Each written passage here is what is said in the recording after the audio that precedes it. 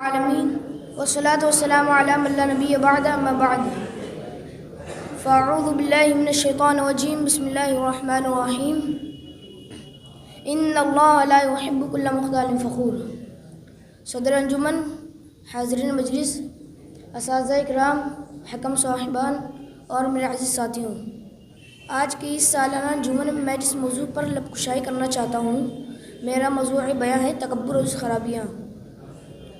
میرے دینی بھائیوں، تکبر اور گھمنڈ وہ چیز ہے جس سے اس روئے زمین پر شیطانیت کی ابتدا ہوئی۔ آپ سب جانتے ہوں گے جب اللہ تعالیٰ نے حضرت آدم علیہ السلام کو پیدا کیا تو تمام کے تمام فرشتوں کو حکم دیا کہ آدم کو سجدہ کرے، تو سب نے اس حکم کی تعمیل کی، مگر غرور و گھمنڈ کے نشے میں چور ابلیس نے کہا انا خیر منہ خلقتنی من نار وخلقتہ من طین، میں آدم سے بہتر ہوں، تو نے مجھے آگ سے اور آدم کو مٹی سے پیدا کیا۔ لیکن ابلیس کا ایک گھمنڈ اسے لے ڈوبا۔ قال فاہبط منها فما يكون لك ان تتكبر فيها فاخرج انك من الصاغرين۔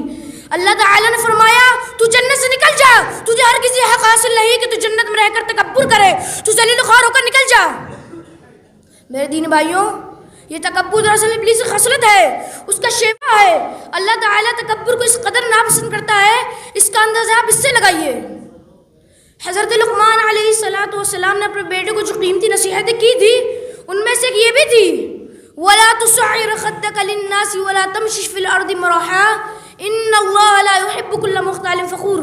لوگوں سے گال پھلا کر مت ملنا اور زمین پر اکڑ کر مت چلنا، بے شک اللہ تعالیٰ رعونت کو پسند اور گھمنڈی کو بالکل پسند نہیں فرماتا۔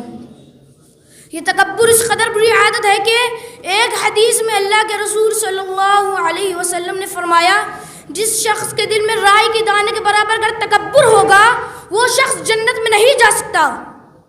صحابہ اکرام نے عرض کیا یا رسول اللہ، ہم میں سے ہر شخص چاہتا ہے اس کا لباس خوشنما ہو، اس کی شکل و صورت اچھی ہو، تو کیا یہ بھی تکبر ہے؟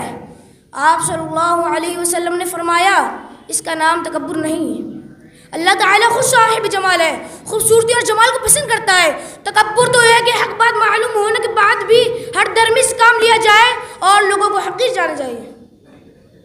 میرے دین بھائیوں، اس حدیث پاک سے تکبر کی خطرناکی اور ہولناکی کا اندازہ لگائیے کہ تکبر جیسی گندی چیز اگر ہمارے دل و دماغ میں ہو تو ہم جنت میں نہیں جا سکتے۔ اس لیے تکبر کے مقابلے میں تواضع پر ہماری شریعت نے بہت زور دیا ہے۔ انسان اپنے آپ کو حقیر جانے، کمتر سمجھے، اور یہ تواضع اگر صحیح معنوں میں انسان کے اندر پیدا ہو جائے تو ایسے انسان کو اللہ تعالیٰ بلندی سے نوازتا ہے۔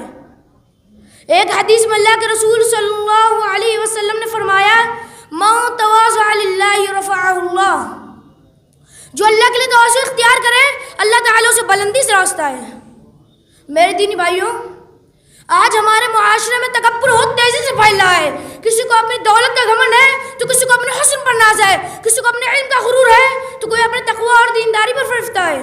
مگر یاد رکھیے، کسی بھی بات پر غرور یا گھمنڈ جتانے سے پہلے اتنا ضرور سوچ لیجیے گا کہ اللہ تعالیٰ کو سخت ناپسند ہے۔ یہ فرعون، حامان اور نمرود کی روش ہے، یہ شیطان ملعون کی عادت ہے، یہ بھی جہل و بالعیب کا طریقہ ہے۔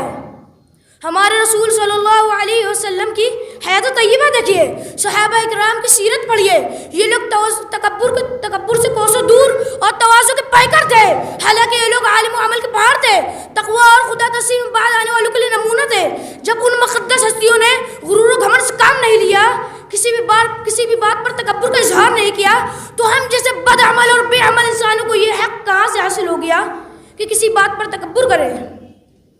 آخر میں اللہ رب العالمین سے دعا ہے کہ اللہ رب العالمین ہم سب کو اس بری عادت سے محفوظ رکھے اور تواضع اختیار کرنے کی توفیق عطا فرمائے۔ آمین۔ وآخر دعوانا الحمدللہ رب العالمین۔ والسلام علیکم ورحمۃ اللہ وبرکاتہ۔